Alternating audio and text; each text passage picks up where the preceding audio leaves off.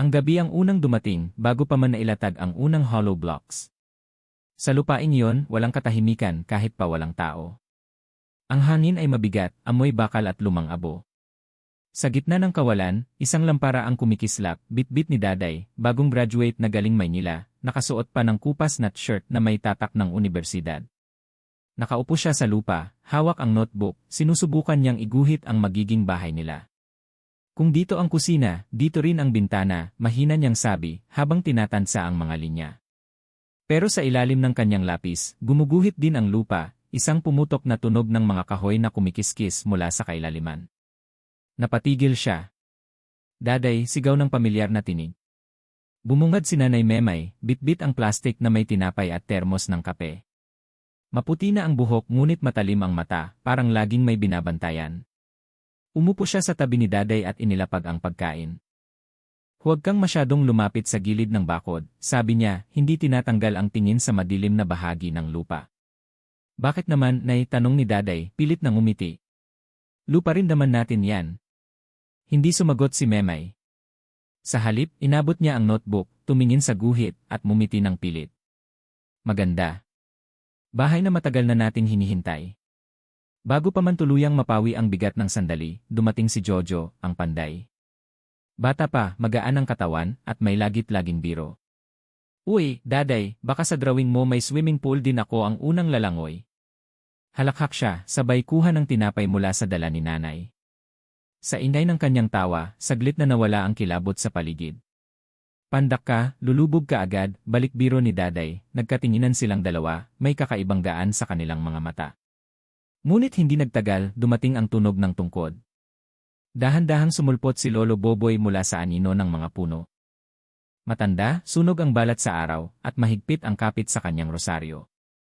Laging nakayuko, parang may dinadalang bigat na hindi nakikita. Hindi natutulog ang lupa dito, sabi niya agad, kahit walang nagtatanong. Ang bawat yabag ninyo may nakikinig. Tahimik ang lahat. Ang lampara ay kumurap-kurap at ang hangin ay biglang lumamig. Lolo, bakit naman? Si Jojo, pilit na tumatawa, pero halata ang kaba. Dumampi ang tingin ni Lolo kay Daday, mabigat, mahigpit. Marami nang naglakad dito noon. Hindi lahat nakauwi. Bago pa sila makasagot, isang malakas na tunog ang pumunit sa lupa, parang batong bumagsak mula sa ilalim. Yee! Sumabog ang alikabok. Napasigaw si Daday, napatayo sina Jojo at Nanay. Sa gitna ng madilim na bahagi, may umangat na kahoy, itim, makinis, at parang pinakintab ng maraming taon ng pagkakakulong. Isang sulok lamang ng bagay ang lumitaw, pero sapat para malaman nilang kabaong ito. Walang umimik. Ang lamparay muling kumurap, at kasabay nito ay narinig nila ang pagkaskas ng kuko sa loob. Dahan-dahan. Mahaba. Parang may gumigising. Huwag gagalawin, mariing sabi ni Lolo Boboy, itinaas ang rosaryo. Huwag kayong padadala. Hindi lahat ng natatagpuan dapat binubuksan.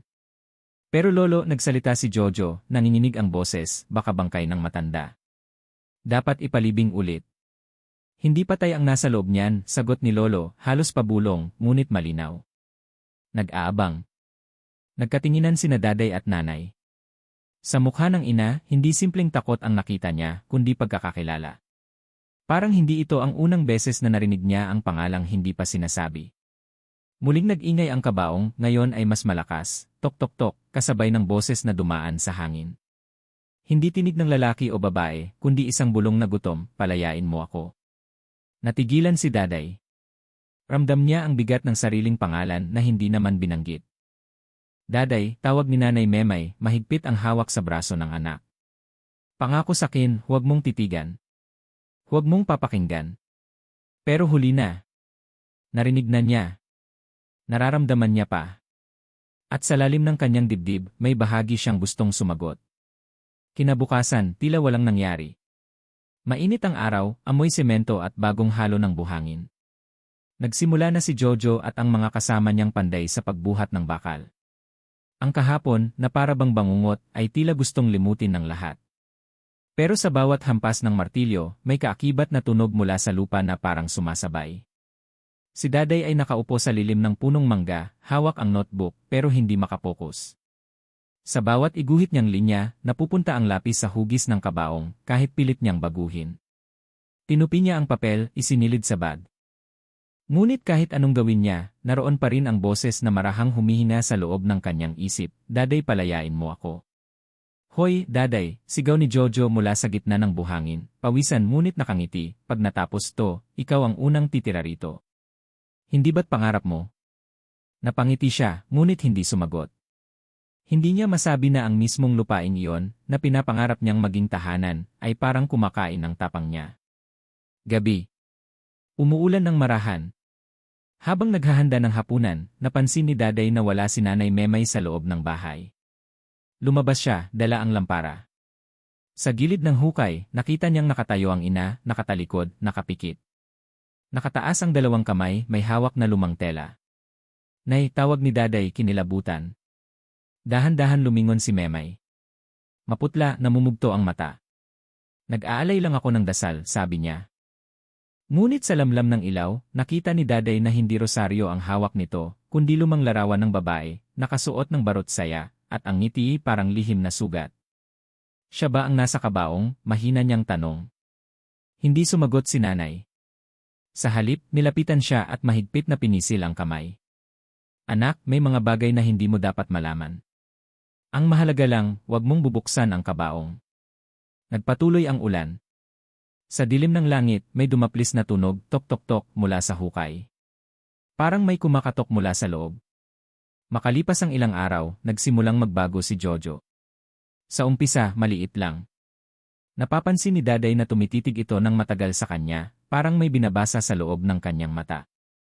Minsan, nahuhuli niyang nagsasalita ito mag-isa habang nagpapahinga, pabulong ng mga salitang hindi niya maintindihan. "Jojo," tanong ni Daday minsan, nakalapit sa kanya sa ilalim ng punong mangga. "Ano bang sinasabi mo?" Napakurap siya, mumiti. "Wala. Pagod lang siguro. Saka ang ganda mo kasi tignan habang nag-isip." Nag-init ang pisngi ni Daday. Pero sa halakhak ni Jojo, may kung anong malamig na alingawngaw. Kinagabihan, narinig ni Daday ang kaluskos mula sa silong. Bumaba siya, dala ang lampara. Naabutan niya si Jojo, nakatalikod, nakahawak sa dingding. Ang mga kuko niya ay nakabaon sa kahoy, parang sinusubukan niyang tuklapin. "Jojo!" Lumingon ito. Sa isang kisap, nakita ni Daday na dilaw ang kanyang mga mata, bago muling bumalik sa dati. "Ay, Daday, gising ka pa pala." Ngumiti siya, ngunit may bakas ng dugo sa gilid ng kanyang labi. Umurong si Daday, nanginginig ang lampara sa kanyang kamay. "Ano bang nangyayari sa'yo?"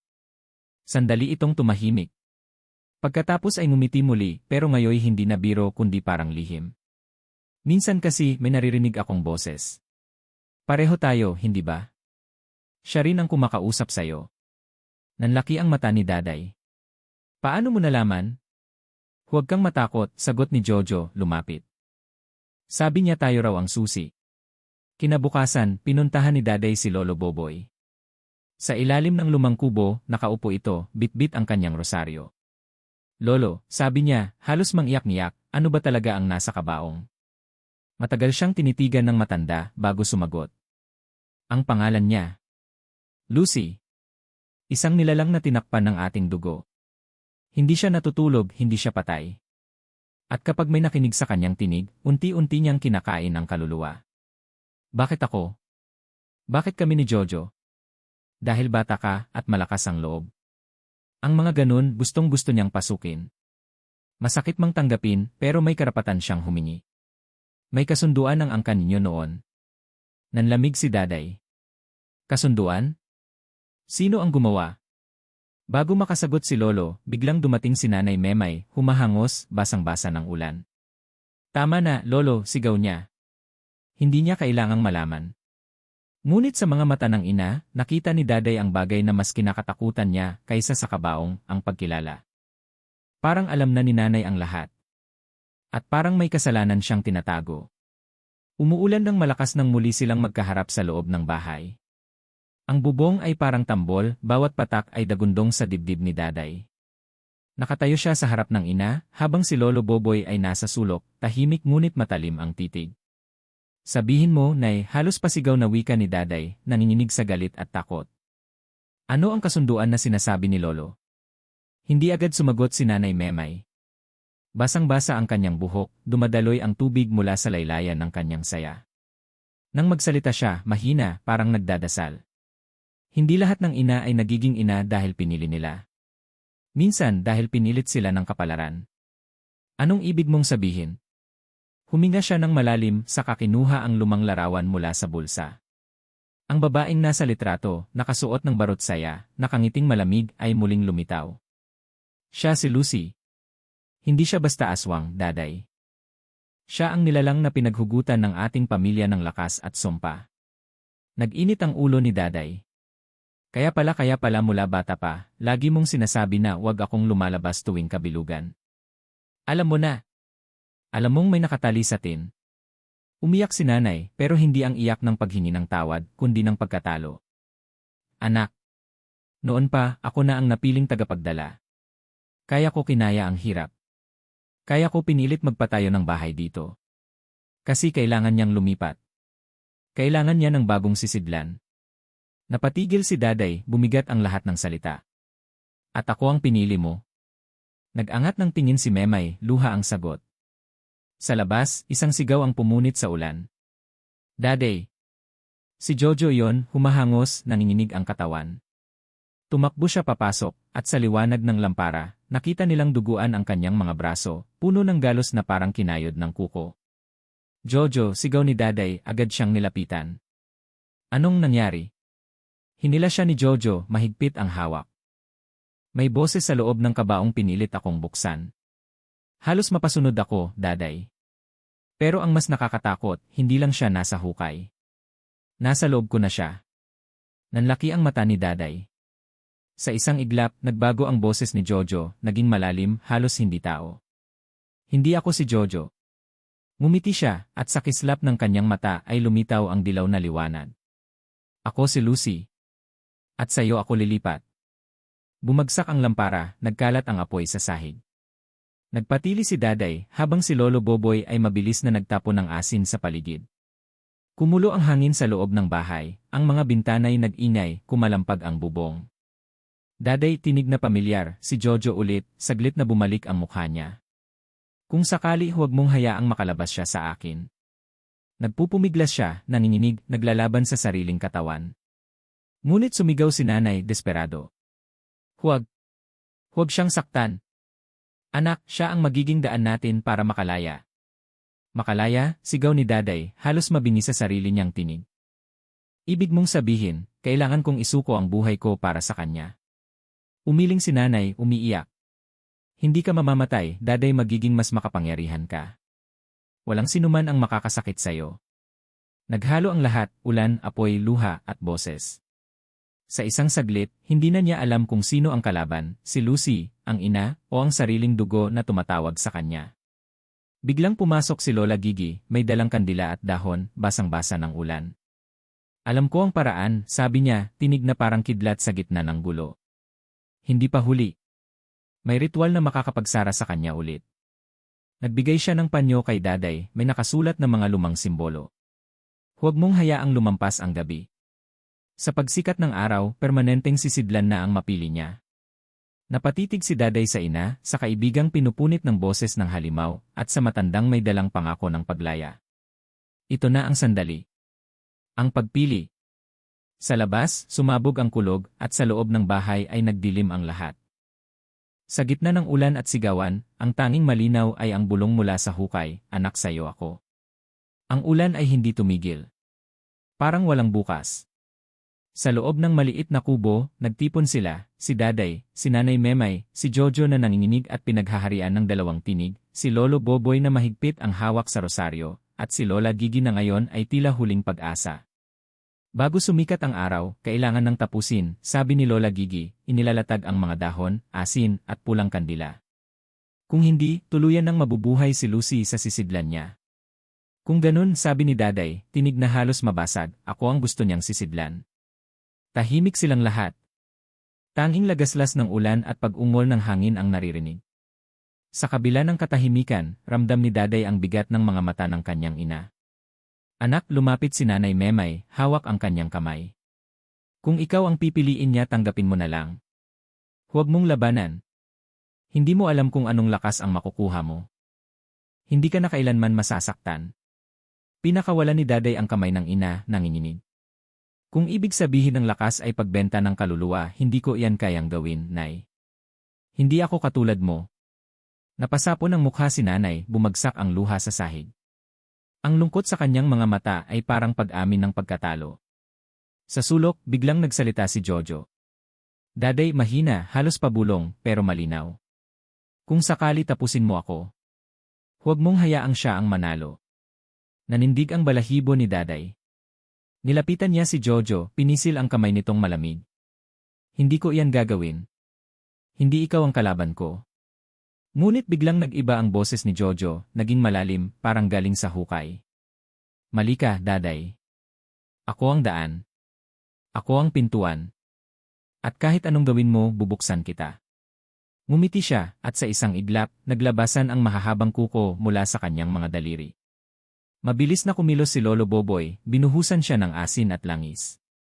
Pumiyok si Jojo, umatras, nanginginig ang buong katawan. Hindi pa siya ganap, paliwanag ni Lolo. Pwede pa nating isara, basta't tama ang ritual. Inihanda ni Lola Gigi ang mga kandila at asin. Bubuo tayo ng bilog. Walang lalabas, walang papasok. Daday, ikaw ang magiging sentro. Sa oras na magsimula, hindi ka dapat matinag kahit anong marinig mo. Naiintindihan mo? Huminga ng malalim si Daday, tumango.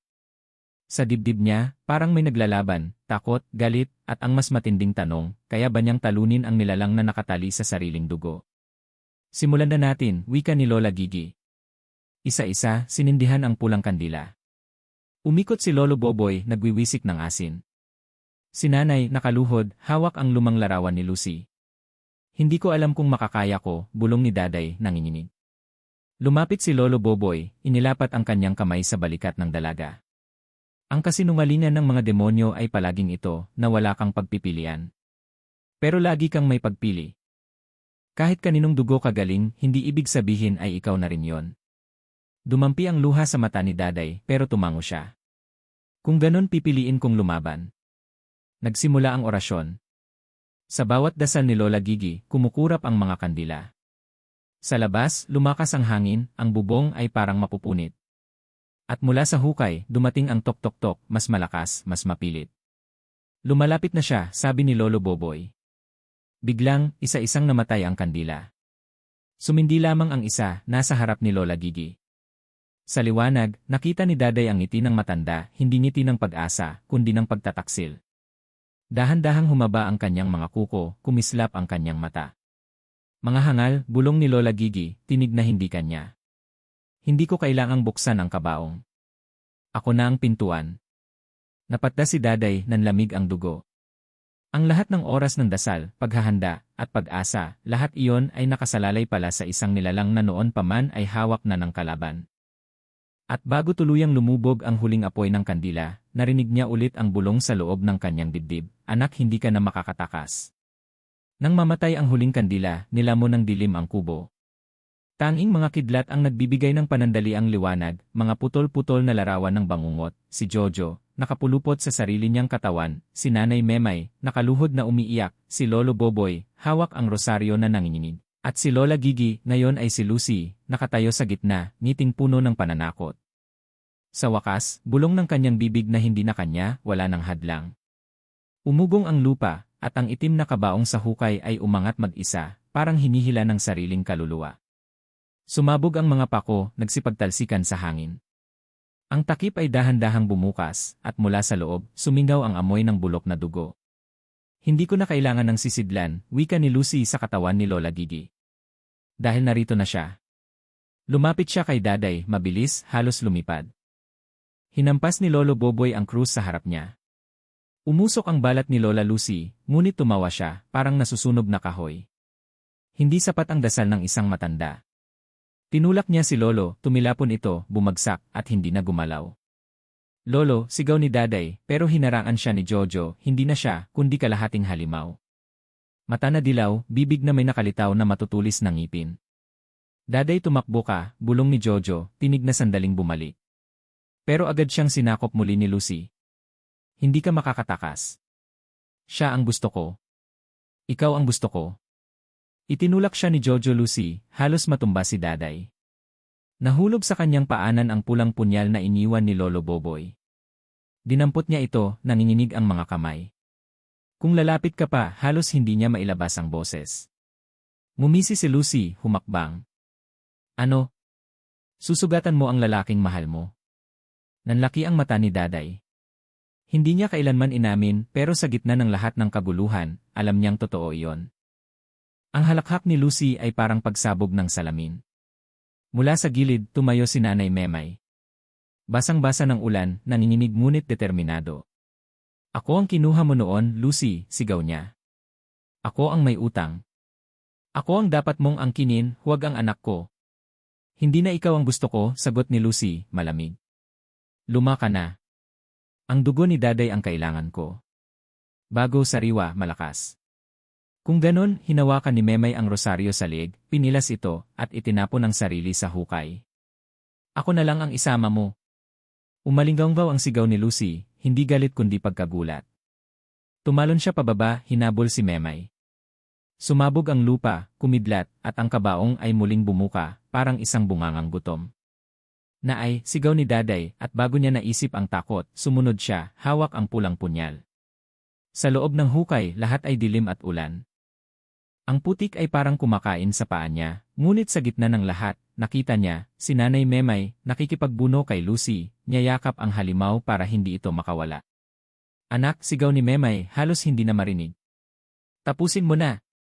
Hindi ko kaya, luha ang bumuhos sa mata ni Daday. Kung mahal mo ako, kung mahal mo ang sarili mo, gawin mo. Si Lucy ay umikot ng ulo, matay nagningning ng dilaw, ngiting punit. Sige, Daday.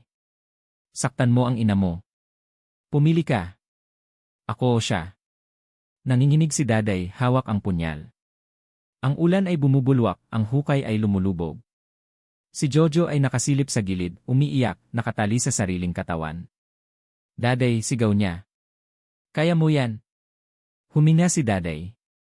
Sa isang iglap, tumakbo siya, sumugod, at sinaksak si Lucy sa dibdib, dumiretso hanggang sa likod, sa gitna ng yakap ng kanyang ina. Umalinggaw ang hiyaw. Si Lucy ay sumigaw, parang libo-libong tinig. Sumabog ang apoy sa hukay, umangat ang usok. Ang katawan ni Lola Gigi ay nagliyab, nagbalik sa anyo ng abo. Si Nanay Memay, naningiti sa kabila ng luha, bumulong ng huling salita, patawad, anak. Malaya ka na. At binitiwan niya ang hininga, kasabay ng pagbagsak ng kabaong na muling nagsara. Natahimik ang lahat. Ang ulan ay biglang huminto. Ang hangin ay humina ng malalim, parang natapos ang isang dasal. Si Daday ay nakaluhod sa hukay, hawak ang punyal, nanginginig at umiiyak. Si Jojo ay lumapit, ngayon ay siya na ulit, dumapa at niyakap siya. Natapos na, bulong niya. Natapos na. Pero sa ilalim ng semento, bago pa tuluyang isara ang lupa, narinig pa ni Daday ang isang huling bulong, mahina, ngunit malinaw, hindi pa. Lumipas ang mga araw, at muling sumikat ang araw sa baryo. Ang lupa na dati parang sugat ay ngayoy tinakpan ng semento, makapal, malamig, at pininturahan ng orasyon ni Lolo Boboy bago siya tuluyang nagkasakit sa kanyang higaan. Ang hukay ay tila nawala, pero sa alaala ni Daday, hindi kailanman mabubura. Sa bagong bahay, malamig pa ang pintura ng dingding. May mga tawa na muling bumalik, si Jojo, nagkukumpuni ng mga paso para sa halaman, si Mang Nonoy, nagbibiro na para bang walang nangyaring dugot sigaw. Ngunit sa bawat pagtawa, may bakanting upuan sa dulang, para kay Nanay Memay, na ang larawan ay nasa altar, may kandila't bulaklak na laging nagliliyab. Tuwing gabi, nakaupo si Daday sa may bintana, hawak ang pulang punyal na nilinis ngunit may bakas pa rin ng apoy. Nakatingin siya sa sementadong bahagi ng lupa, kung saan tumubo ang damo na tila walang alam sa mga lihim sa ilalim. Safe na tayo rito, sabi ni Jojo minsang lumapit, nakapatong ang kamay sa kanyang balikat. Safe tayo, sagot ni Daday, ngunit hindi niya masabi kung para iyon sa kanya o panlaban lang sa sariling takot. Isang gabi, habang lahat ay tulog, bumangon siya at lumapit sa sementong pader. Dinampot ang lampara at inilahad sa ibabaw. Makinis, malamig, tahimik. Huminga siya ng malalim. Ngunit sa isang kanto, napansin niya isang manipis na bitak. Halos hindi makita, pero naroon, isang guhit na parang kuko. Napalunok siya, itinapat ang lampara, at sa katahimikan ng gabi, nadinig niya ang sariling tibok ng puso. Walang ingay, walang bulong. Ngunit ang presensya ay nariyan, parang paningin mula sa ilalim. Hindi ka na makakalabas, mahina niyang bulong, hawak ang punyal. Hindi habang ako ang nakabantay. Kinabukasan, nakangiti si Jojo habang nagtatanim ng bagong binhi sa paso. Tingnan mo, daday. Paglaki nito, lilim para sa atin. Ngumiti siya, tumulong maghukay ng lupa. Ang kamay nila'y sabay na nagtakip sa binhi. Sa ibabaw, ang araw ay maliwanag, ang hangin ay magaan. Ngunit bago niya ipikit ang mga mata, muli siyang tumingin sa sementadong bahagi ng lupa. Ang bitak ay hindi na niya nakita, natabunan ng anino ng araw. Ngunit alam niya, hindi lahat ng sugat ay nakikita. Sa gabi, bago matulog, lumapit siya sa altar. Tinitigan ang larawan ng kanyang ina. Nay, bulong niya, sana tama ang pinili ko. Sana hindi ako maging tulad mo. Isinara niya ang lampara. At sa dilim, isang tanong ang sumilip sa kanyang isip, kung kailan darating ang araw na ang bitak ay muling mabubuksan. Pero sa ngayon, hawak niya ang punyal, at ang kanyang tibok ay malinaw, pipiliin kong mabuhay.